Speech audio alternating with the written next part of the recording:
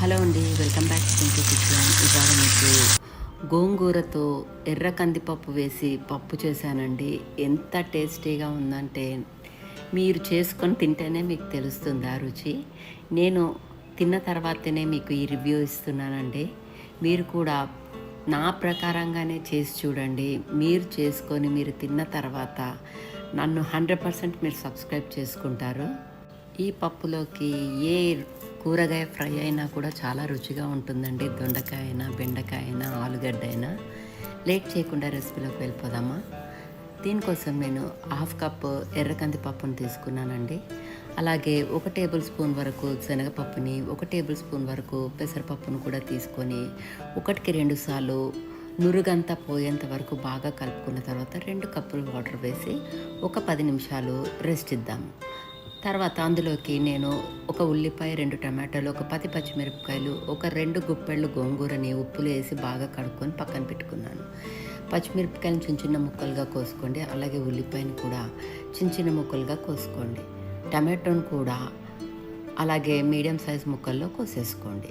ఈ పప్పులోకి పచ్చిమిరపకాయలు చాలా బాగుంటాయండి. నేను అందుకే కారం తక్కువ వేస్తాను, పచ్చిమిరపకాయలను ఎక్కువ తీసుకుంటాను. పప్పును చూద్దామండి. 10 నిమిషాల తర్వాత పప్పులోకి కొద్దిగా పసుపు, ఉప్పు, కారాలు, అలాగే మనం కట్ చేసుకున్న పచ్చిమిరపకాయలు, ఉల్లిపాయలు, టమాటో ముక్కలు, గోంగూరను మట్టుకు పైన పెట్టేసేయండి. పెట్టి 1 టీ స్పూన్ వరకు నూనె వేసేసి కుక్కర్ మూత పెట్టేసి ఒక 4 విజిల్స్ వరకు పెట్టి ఉడికించుకోండి. చూసారండి, పప్పు గుత్తి సహాయం లేకుండానే మనము గట్టితోనే మనము పప్పును మెదిపేయచ్చండి. అంత బాగా ఉడికిపోతుంది. తర్వాత కొద్దిగా నీళ్ళు వేసి, నాకు చిక్కగా అయిందండి, కొంచెం నీళ్ళు వేసి దాన్ని ఉడకపెట్టుకుంటున్నాను. ఈలో పోపు కోసం 2 టేబుల్ స్పూన్ వరకు గీ తీసుకున్నాను. గీ తీసుకోండి, గీ చాలా రుచిగా ఉంటుంది పప్పులోకి పోపు.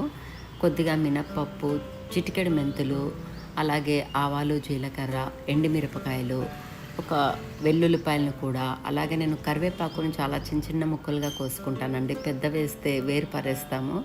ఈ విధంగా కోసి వేయడం వల్ల మనకి ముద్దలో వెళ్ళిపోతుందండి. ఈ రకంగా మనం కరివేపాకును కూడా ఎంజాయ్ చేస్తాము. అన్నిటితో పాటు ఇంగువను వేయడం మర్చిపోకండి. దీనివల్ల పప్పు చాలా చాలా టేస్టీగా ఉంటుంది.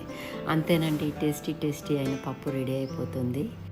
ఇది వేడి వేడి అన్నంలో నెయ్యి వేసుకొని పక్కన ఏదో ఒక ఫ్రై పెట్టుకొని, లేకపోతే అప్పడాలైనా మజ్జిగ మిరపకాయలతో తిన్నా కూడా చాలా చాలా టేస్టీగా ఉంటుందండి. ఏ ఫ్రై అయినా దీనికి సూట్ అవుతుంది. బెండకాయ అయినా, దొండకాయ అయినా, ఆలుగడ్డ అయినా. మీరు ఒకసారి ఈ రెసిపీని ట్రై చేసి మీకే విధంగా వచ్చిందో నాకు కమెంట్స్లో షేర్ చేయండి. లైక్ చేయండి, షేర్ చేయండి, కమెంట్ చేయండి. Please subscribe to Chempi kitchen. Thanks for watching.